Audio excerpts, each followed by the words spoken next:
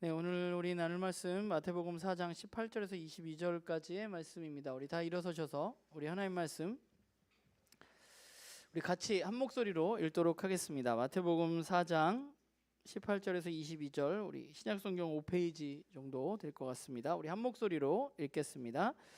갈릴리 해변에 다니시다가 두 형제 곧 베드로라 하는 시몬과 그의 형제 안드레가 바다에 금을 던지는 것을 보시니 그들은 어부라. 말씀하시되 나를 따라오라. 내가 너희를 사람을 낚는 어부가 되게 하리라 하시니 그들이 곧 그물을 버려두고 예수를 따르니라.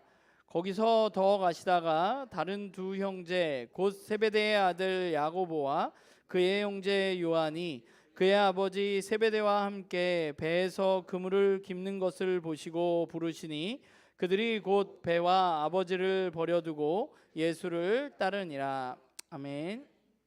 다 자리에 앉으시기 바랍니다. 제가 어렸을 때 그 인디아나 존스라는 영화를 좋아했습니다. 제가 이 영화를 여기다 쓰면서 이 영화를 모르는 사람이 있겠다 하는 생각을 하면서 썼는데 뭐 이 영화가 뭔지 모르는 분들도 어쨌건 있겠지만 뭐 해리슨 포드라는 배우가 나오는 영화인데 아주 간단히 얘기하면 고대의 어떤 보물을 찾아서 모험을 하게 되는 영화입니다. 그리고 뭐 영화가 다 그렇지만 주인공이 그 보물을 아주 우여곡절 끝에 얻게 된다는 이야기들인데요. 그래서 시리즈가 굉장히 많은데 보물을 찾아가는 그 과정 가운데 나오는 여러 가지 어떤 위험 요소들, 방해하는 사람들, 뭐 그것을 해결해 나가는 주인공의 이야기가 그때 참 재미있게 보았던 것 같아요. 그런데 그 주인공이 그렇게 보물을 얻기 위해서 위험을 무릅쓰고 그 찾아가는 그 여정이 참 재미있었는데, 그런데 사실 정작 저 자신은 그렇게 모험이라는 것을 좋아하는 사람은 아닙니다. 모험이라는 말을 찾아보니까 위험을 무릅쓰고 무언가를 하다라는 말이더라고요. 이 말은 저랑은 잘 안 맞는 말입니다. 저는 원래 위험을 무릅쓰고 무언가 하는 것을 그렇게 좋아하지는 않습니다. 물론 그렇다고 아주 안 하는 건 아닌 것 같아요. 제가 교회를 개척한 걸 보니까 그런 일을 아주 안 하는 건 아니지만 어쨌건 제 기질상 그런 걸 그렇게 즐기는, 좋아하는, 막 액티비티한 거 좋아하는, 모험을 좋아하는 그런 사람은 아닙니다. 그런데 좀 당황스러운 것은, 저를 당황하게 하는 것은 예수님을 믿고 따라가는 그리스도인으로서의 삶의 여정을 제가 어렸을 때는 잘 몰랐는데 성경을 보면 볼수록 이 그리스도인이라는 사람들의 삶의 모습은 안정적이고 그냥 평안한 삶이라기보다는 오히려 저는 모험에 가까운 삶이 맞다고 생각합니다. 여러분들은 그리스도인이 되고 그리스도인의 삶을 살아가면서 그 삶에 대해서 이건 진짜 모험이구나 라고 생각해 보신 적이 있는지 잘 모르겠습니다. 사실 시대가 변해감에 따라서 기독교를 바라보는 세상의 시선은 계속 바뀌어 갔습니다. 우리가 잘 아는 것처럼 초대교회 때에는 기독교를 박해하고 예수님을 믿으면 죽이기까지 했던 시대가 있었습니다. 그런데 시대가 흘러서 기독교가 공인되어지고 국교가 되면서 오히려 어느 시대 때에는 예수님을 안 믿는 것이 핍박의 대상이 되는 시대도 있었습니다. 우리나라도 살펴보면 우리나라도 처음 기독교가 들어왔을 때 그리스도인들을 우리나라에서는 위험한 사람들로 간주했습니다. 그래서 그리스도인들을 핍박했습니다. 그러다가 70년대, 80년대에 접어들면서 한국 기독교는 그야말로 최고 전성기를 맞았습니다. 70년, 80년, 90년을 거치면서 사람들이 엄청나게 교회에 나가고 예수를 믿는다고 고백하고 여러 가지 집회들이 열리는 일들이 있었습니다. 그래서 우리나라에는 이때 성장한 전 세계에서 가장 큰 교회들이 다 우리나라에 있어요. 가장 큰 감리교회, 세계에서 가장 큰 교회 다 우리나라에 있습니다. 당시에는 제가 어렸을 때까지만 해도 교회에 대한 기대가 있었고 또 여기 제 밑에 세대들은 기억이 잘 모르겠지만 주일 아침에 MBC로 기억하는데 정규 방송에서 여의도 순복음교회의 예배 실황이 나오기도 했었습니다. 그런데 우리가 아는 것처럼 2000년제를 접어들면서 한국 기독교는 사람들의 기대가 아니라 오히려 걱정거리가 되었던 것 같아요. 조금 골칫거리가 되었습니다. 더 이상 사람들은 교회에 나오려 하지 않고 또 기독교를 폄하하는 많은 말들로 우리를 부르기도 합니다. 그래서 80년대에는 십자가 탑만 세우면 사람들이 교회로 찾아왔었는데 이제는 아무도 교회를 잘 찾지 않습니다. 자신의 삶이 그 무엇보다 소중해진 이 시대의 사람들은 주일에 교회에 나와서 예배를 드리는 것보다는 가족들과 또는 친구들과 즐거운 시간을 보내는 것이 더 가치 있다고 여기는 많은 사람들이 있습니다. 이렇게 생각해 보자면 한국 교회는 그야말로 큰 위기입니다. 아무도 이제 교회 나가려고 하지 않고 복음을 드리려고 하지 않기 때문에. 그런데 저는 이런 위기가 또 한편으로는 우리에게 기쁜 소식이 될 수 있다고 생각합니다.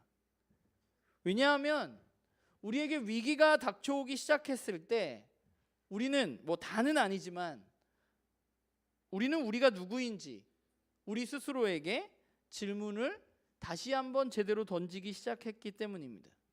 그리스도인은 누구이고 우리는 무엇을 믿고 그리스도인이 된다는 것은 과연 어떤 것인가 등의 우리에게 꼭 필요한 본질적인 질문들을 우리는 이 위기를 겪으면서 우리 스스로에게 던지기 시작했고 이런 질문들 가운데 여러 긍정적인 요소들이 우리 가운데 있는 것이죠. 과거의 기독교가 한국 사회에서 매우 잘 나가던 시기에 우리는 예수님을 믿으면 두 가지를 얻는다고 생각하면서 교회를 다녔던 것 같아요. 제가 어렸을 때. 첫 번째는 예수님을 믿으면 내가 죽은 후에 천국에 갈 수 있다고 믿었습니다. 그게 예수님을 믿으면 우리가 얻게 되는 첫 번째였습니다. 그리고 두 번째는 예수를 잘 믿으면 주일에 예배에 빠지지 않고 주일 성수를 잘하고 헌금 생활도 잘하고 교회에서 하는 봉사 생활을 열심히 하면 이 땅에서 편안하고 안락한 성공된 삶을 살 수 있을 것이라고 우리는 믿으면서 신앙생활을 했던 것 같아요.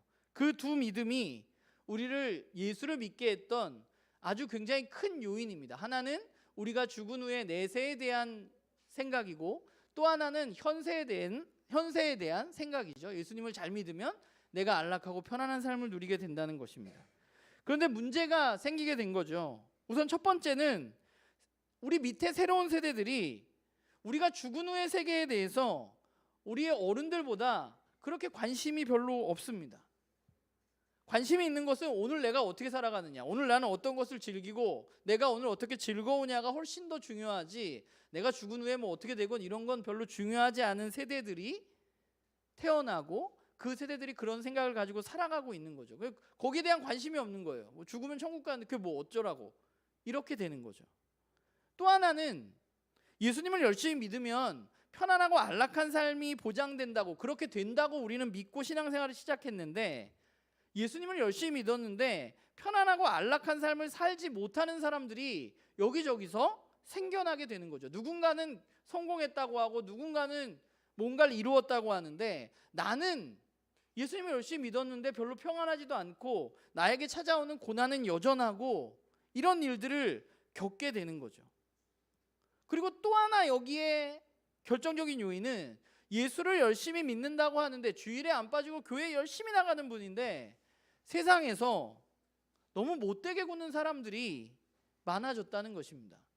교회 장로님이라는데 회사에서는 도대체 왜 저러는 걸까 하는 사람들이 나타나게 된 거죠. 그래서 우리가 가지고 있었던 원래의 믿음, 죽으면 천국에 가고 또 열심히 믿으면 좋은 삶, 편안한 삶, 성공한 삶, 꽤 괜찮은 사람이 될 것이라고 생각했던 그 믿음에 균열이 생기게 되고 우리는 거기에 질문을 던지게 되는 거죠. 그 질문은 그러면 그리스도인이 된다는 것은 과연 어떤 것인가? 원래 저런 건가? 그냥 오늘의 삶과는 전혀 상관없는 삶이고, 그리스도인이 된다는 것은, 또 그리스도인이 된다는 것은 반드시 편안하고 안락하고 성공된 삶을 보장하는 것인가, 그리스도인이라는 것은 원래 그런 것인가, 질문을 던지기 시작하고, 우리는 거기에서 성경에서 답을 찾기 시작했고, 우리들은 그것을 발견해 나가고 있는 중이라고 저는 생각합니다. 우리가 믿었던 그 두 가지, 예수님을 믿으면 죽어서 천국에 가고 이 땅에서 안락하고 편안한 삶을 살게 된다는 것이 정말로 기독교가 말하고자 하는, 예수님이 이야기하셨던 가장 중요한 내용이 아니라는 것, 그리고 심지어 조금 왜곡되어지기까지 했다는 것을 우리는 성경을 보면서 알아가고 깨달아가기 시작하는 것이죠. 나는 교회의 여정도 그 가운데 있는 것 같아요. 그 여정을 우리도 걸어가고 있습니다. 그러면 우리가 조금 전에 했던 질문, 그리스도인들은 과연 어떤 사람들인가? 그리스도인이라는 말은 우리가 많이 나누었지만 예수 그리스도를 따르는 사람들입니다. 메시아이신 예수님을 따르는 사람들이 그리스도인들입니다. 그렇게 보자면 오늘 우리가 읽은 본문은 그리스도인이 된다는 것에 대해서 우리에게 몇 가지 분명히 알려주는 그런 중요한 본문이라는 생각을 하게 됩니다.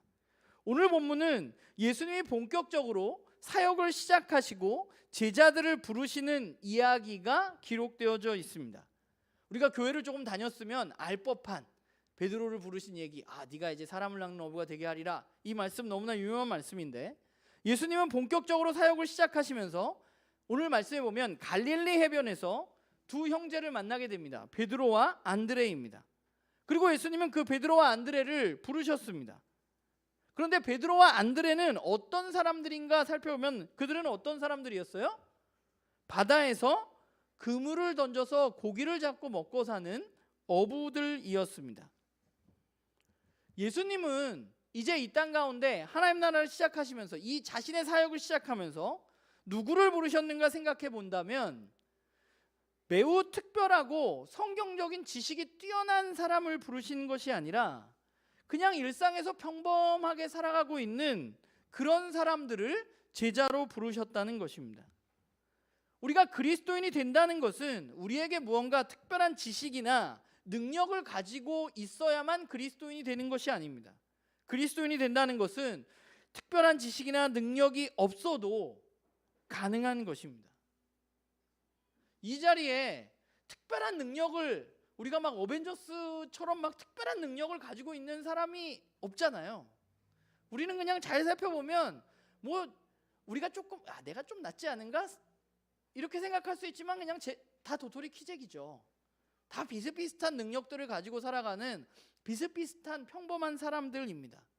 우리 여기 제 밑에 있는 우리 20대, 30대, 40대들하고 얘기를 해보면, 제가 요즘에 속회를 잘 안 나가지만 나가서 얘기해보면 맨날 직장생활에서 쪄들어서 상사들 까고 이러는 이야기로 가득한 그냥 굉장히 평범한 사람들이에요.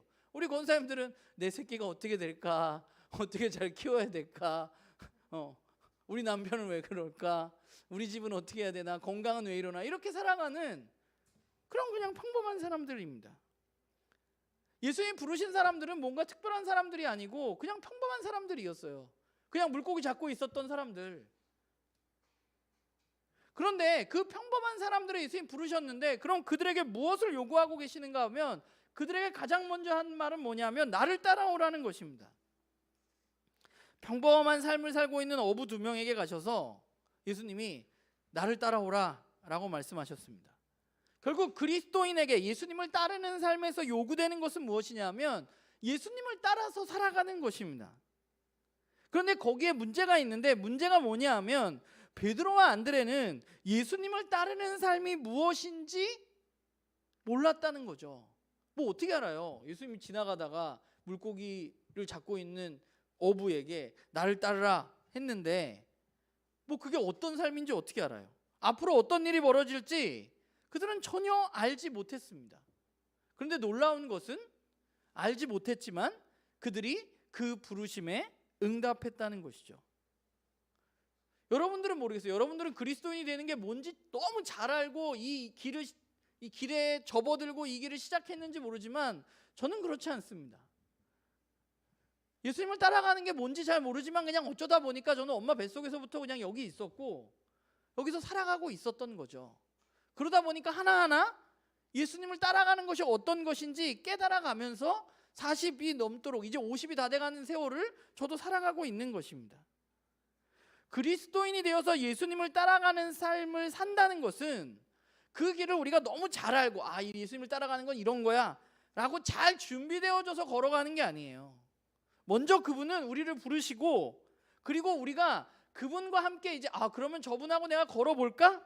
하고 걷기 시작할 때, 그분과 함께하기 시작할 때 우리는 그분을 따라간다는 것이 어떤 것인지 조금씩 알아가게 되는 것이죠. 그러니까 우리 모두는 그 길을 걸을 수 있는 사람들이에요. 우리에게 특별한 지식과 능력이 필요 없어도 내가 예수님을 따라가는 게 뭔지 잘 몰라도 우리는 그분의 부르심을 듣고 그 길에 들어설 수 있고 들어선 사람들입니다.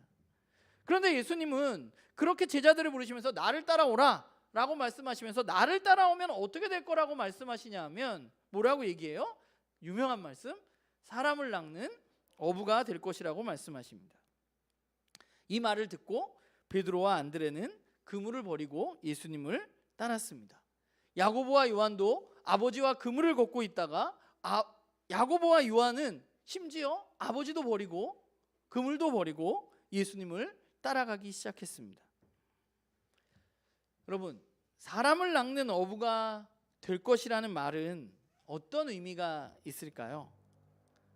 네가 이제 물고기가 아니라 사람을 낚는 사람들이 될 거야 라는 말. 이 말을 우리가 참 많이 들었는데 사람을 낚는 어부가 된다는 것은 어떤 의도로 예수님은 그 말씀을 하셨을까? 저는 사람을 낚는 어부라는 말이 우리가 좀 오해되어져서 사람들을 막 끌어모아가지고 예수님께 인도하고 교회로 끌어모으고 이런 사람으로 좀 오해되어지는 경우들이 있는 것 같아요. 근데 여기서 예수님 말씀하셨던 사람을 낚는 어부가 되게 하겠다는 그 예수님의 말씀은 우리의 구원의 여정에 있어서 그리고 우리의 그리스도인의 삶에 있어서 저는 매우 중요한 말씀이라고 생각합니다. 사람을 낚는 어부라는 말은 그런 예수님의 초청은 무엇인가 생각해 보자면 저와 여러분은 우리는 우리의 인생을 살아갈 때 여러분 뭘 생각하고 살아가세요? 내가 인생을 살아갈 때 우리는 주로 생각하는 게 이런 거잖아요. 내가 뭐가 될까? 내가 이 사회에서 어떤 사람이 될까? 나는 어떻게 저 사람과 관계를 맺을까? 나는 이 사회에서 어떻게 해서 인정을 받을까? 나는 직장에서 어떻게 살아갈까? 나는 가정에서 어떻게 살아갈까? 뭐 이런 질문들을 우리는 생각하면서 살아갑니다. 그래서 우리가 하는 노력은 뭐냐면 어떤 사람이 되기 위해서 굉장히 많이 노력하죠. 난 이런 사람이 될 거야. 아마 베드로도 마찬가지였을 겁니다. 베드로의 목표는 어쩌면 갈릴리 최고의 어부였을 수도 있습니다. 물고기를 많이 잡아서 가족들과 즐거운 시간을 보내는 그런 삶을 꿈꾸었을 수 있습니다. 그런데 오늘 예수님의 이 초청, 사람을 낚는 어부가 되게 하겠다는 이 초청은 어떤 의미가 있느냐 하면 내 삶에 내 이야기가 아니라 하나님의 이야기 안으로 나의 삶을 부르시는 초청이라고 저는 생각합니다. 하나님의 이야기는 그럼 무엇이냐? 하나님이 죄로 인해서 깨어진 이 세상을 구원하시는 그 이야기 안에 하나님이 이 세상을 만드시고 우리가 뭐 지난주에 나누면서 구원의 경륜에 대한 이야기를 나누었지만 하나님이 세상을 만드시고 그런데 죄로 인해서 깨어진 이 세상을 이제 다시금 회복하고 구원하시기를 원하시는데 하나님은 이제 아주 평범한 그 사람들에게 내 이야기 안으로 너는 너 인생 말고 내 이야기 안에서 너 인생을 살아가라고 초청하고 계신 것이죠. 내 인생이라고 생각하는 아주 나의 작은 이야기, 나는 무엇을 할까? 나는 어떤 직장을 다녀야 되나? 나는 어떻게 돈을 벌어야 되나?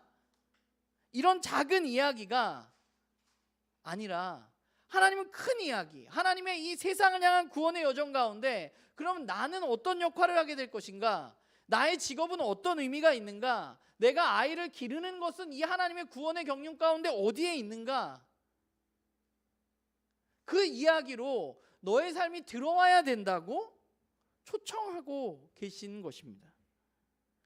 예수님이 없어도 베드로는 충분히 좋은 어부로, 훌륭한 어부로 살아갈 수 있었을 것입니다. 예수님의 초청은 좀 더 나은 사람, 좀 더 내 삶에서 내 일을 조금 더 잘하는 사람, 또는 조금 더 이 세상에서 착한 사람, 그렇게 살아가라고 우리를 초청하시는 게 아니에요. 예수님의 초청은 하나님의 큰 이야기 안으로 네가 들어와야 한다고 우리를 부르시는 것입니다. 그런데 진짜 놀라운 것은 무엇이냐면, 나는 나에 대해서 고민하고 내가 어떻게 살아갈까 생각하면 나에 대해서 너무 잘할 수 있을 것 같지만, 그러나 진짜 나를 발견하게 되는 때는 언제냐 하면 하나님의 이야기 안에 내가 들어가 있을 때 나는 나의 진짜 이야기를 발견할 수 있게 되는 것이죠. 내가 하나님의 안에 있을 때, 하나님의 이 구원의 큰 이야기 가운데 내가 어느 부분에 들어가 있을 때, 그때 나는 진짜 나가 살아가는 의미와 나는 누구인가에 대해서 알 수 있게 되고, 내가 하는 삶의 모든 것의 의미를 발견할 수 있게 되는 것이죠.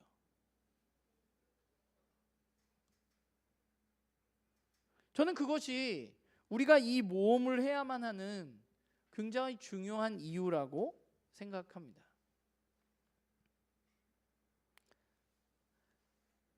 저는 그리스도인으로서 우리가 이 땅에서 살아가는 삶의 여정은 모험이라고 생각합니다. 아까 처음에 이야기했지만 모험은 위험을 무릅쓰고 살아가는 삶입니다. 요즘 제가 그런 생각을 되게 많이 하는데, 제가 2월만 되면 약간 생각이 많아져요. 교회가 세워진 때가 되면 저에 대해서도 돌아보게 되고 교회에 대해서도 많은 생각을 하게 되는데, 제가 요즘에 드는 생각은 저는 아마 모태신앙이 아니었으면 이 모험에 절대로 참여하지 않았을 것입니다. 왜냐하면 저는 굉장히 안정적인 사람이고 그것이 좋은 사람이기 때문에 그렇습니다.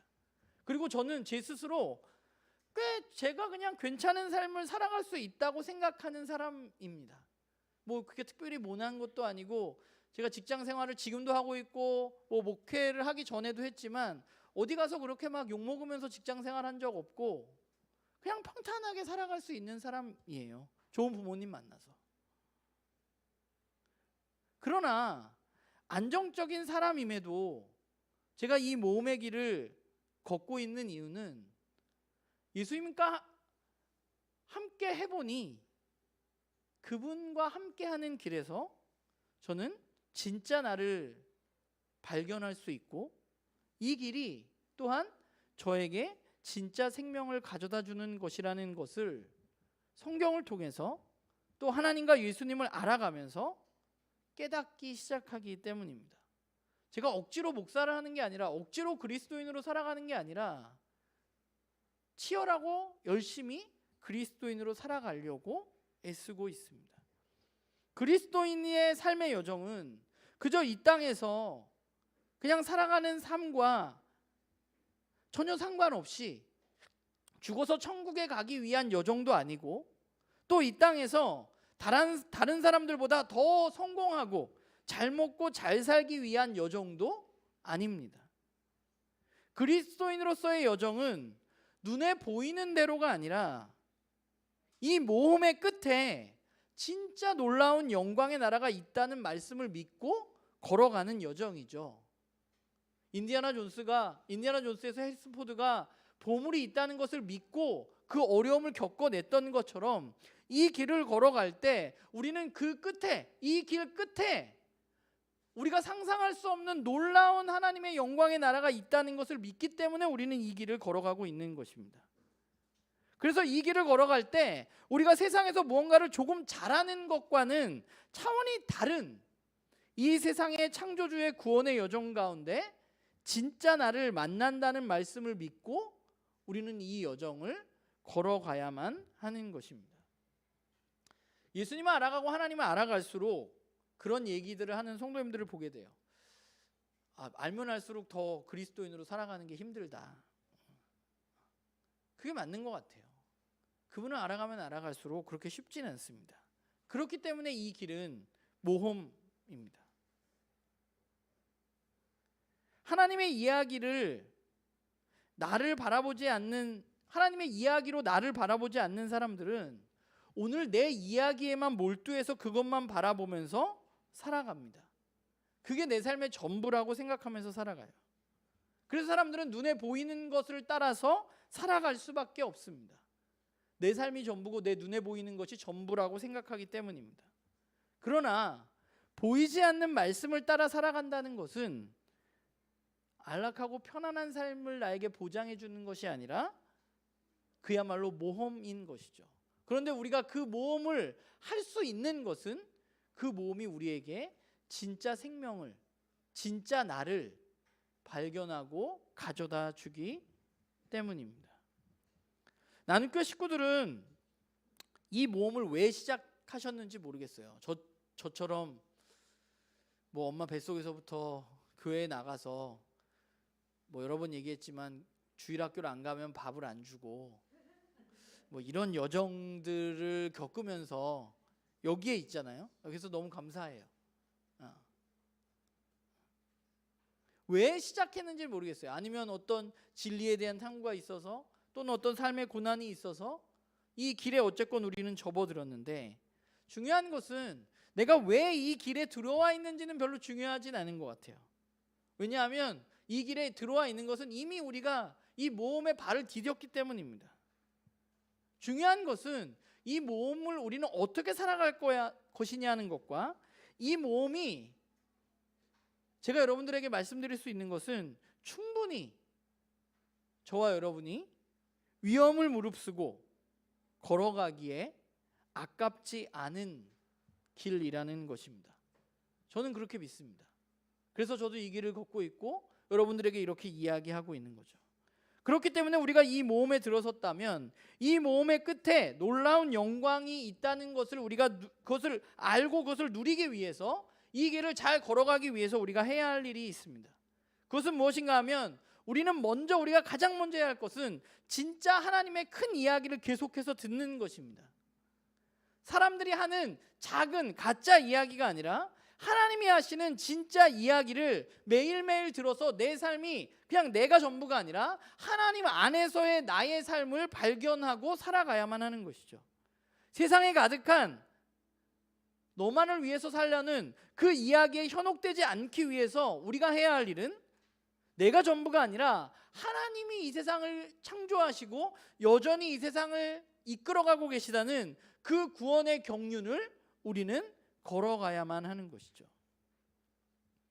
우리는 그 이야기를 매일 듣고 매일 기억해야만 돼요. 매일 그분의 이야기 안으로 내 삶을 들어가서 그분의 이야기 안에서 나를 살펴보아야만 합니다. 그냥 말씀을 읽을 때 내가 오늘 이걸 읽으면 내가 오늘 어떻게 하면 잘 될까 이런 생각이 아니라 하나님의 이야기 안에서 나는 오늘 어떤 삶을 살아가야 할까 우리는 그 이야기를 매일매일 듣고 반복해야만 하는 것이죠.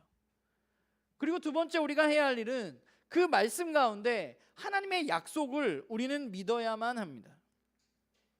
눈에 보이는 것, 증명되어진 사실만을 믿는 시대에 우리는 살아가고 있습니다. 가끔 저희 딸들하고 제가 신앙 얘기를 할 때가 있는데 그때 뭐 그런 질문들이 나와요. 뭐 하나님 어디 있는데? 뭐 하나님 기도하면 들어줘? 안 들어주던데. 뭐 이런 이야기들. 우리는 눈에 보이는 것만 믿으려고 하고요. 증명되어진 것만 믿으려고 합니다. 우리 그렇게 배웠어요. 그래서 증명되어지지도 않고 보이지도 않는 그냥 말만 믿는다는 것이 진짜 어리석어 보이고 어려워 보입니다. 그러나 우리는 믿어야 하는 것이죠. 하나님의 말씀을. 하나님이 살아계시다는 그 우리의 믿음 안에서 성경이라는 하나님의 말씀을 믿고 이 몸의 길의 끝자락에 진짜 놀라운 것이 있다는, 진짜 생명이 있다는, 그리고 이것을 살아가는 이 여정 가운데 진짜 나를 발견할 수 있다는 그 말씀을 저와 여러분은 신뢰해야만 합니다. 그리고 마지막으로 우리는 그 진짜 이야기를 듣고 약속의 말씀을 믿기 위해서 우리에게 필요한 것이 있는데 저는 그것이 바로 교회라고 생각합니다. 우리는 교회를 세우고 교회로 걸어가야만 합니다. 교회가 해야 할 일은 건물을 멋지게 세우는 것이 아니라 여러분들에게 진짜 이야기를 들려주고 약속의 말씀을 믿을 수 있도록 여러분들을 격려하고 여러분들이 이 모험의 길을 잘 갈 수 있도록 여러분을 훈련하고 여러분과 함께 가는 것, 그것이 교회가 해야 할 가장 중요한 임무입니다. 이 자리에 있는 사람들은 매우 극히 평범한 사람들입니다. 나는 교회 식구들 중에 이름만 대도 알 수 있는 그런 유명하고 능력 있는 사람은 제가 봤을 때 아무도 없습니다. 네이버에 여러분의 이름을 검색해 봐도 뭐 나왔을 수 있어요. 제 이름도 나오거든요. 네. 우리 박승선 집사 이름은 나올 겁니다. 더 많이. 그냥 우리 이름이 적힌 그냥 몇 줄이에요. 그런데 그게 아무 문제 되지 않습니다. 네이버에 여러분의 이름을 쳐도 이름이 나오지 않는다고 해도 아무 문제 되지 않아요. 오히려 예수님은 그런 평범한 사람들, 성질이 그렇게 좋지도 않고 때로는 고집도 센 그런 베드로와 같은 평범한 그냥 어부를 주님은 부르셨습니다. 베드로는 평범했지만 그의 인생이 특별해진 이유는 평범한 그의 인생 가운데 그가 하나님 이야기 안으로 들어갔기 때문입니다. 그냥 그저 고기만 잘 낚는 어부로 살아갔을 그가, 어부로 이름을 날리는 것이 전부였을 그가 하나님의 이야기 안으로 들어왔을 때 그는 하나님의 이야기 안에서 바로 반석 베드로가 된 것입니다. 저와 여러분도 마찬가지예요. 예수님은 평범한 우리를 특별한 삶으로 초대하십니다. 우리는 이제 그 초청에 응해서 모험의 길을 한 걸음 한 걸음 걸어갑니다. 바라기는 나는 교회 식구들이 이 길의 끝에 진짜로 하나님의 영광의 나라가 우리에게 주어진다는 사실을 믿고 그것을 기억하고 그리고 이 길을 걸어가는 와중에 우리는 진짜 나를 발견할 수 있다는 사실을 우리는 믿고 이 길을 걸어갔으면 좋겠어요. 처음에 얘기했듯이 내가 죽으면 천국에 가가 아니라 내가 죽으면 하나님과 함께 영원히 함께 할 수 있는 그 나라의 하나님의 자녀로 살아갈 수 있게 된다는 것, 이 땅에서 그냥 평안하고 안락하고 유명한 삶이 아니라 이 땅에서 진짜 나를 발견하고 나의 삶의 의미를 발견하고 우리가 하나님의 이야기 안에 이 세상을 회복하는 그 이야기의 중심에서 살아갈 수 있게 되는 그 놀라운 축복, 그 놀라운 특별한 삶을 저는 저와 여러분이 함께 걸어가기를 주님의 이름으로 부탁을 드립니다. 오늘 나의 삶이 그냥 나의 삶이 아니라 하나님 이야기 안에 어느 한 부분을 차지하고 있다는 사실을 여러분들 잊지 마시고 우리는 평범하지만 평범한 삶이 아닌 특별한 삶을 살아가는 그 초청에 응답하는 그런 우리 나눔교회 식구들이 되기를 주님의 이름으로 부탁을 드립니다.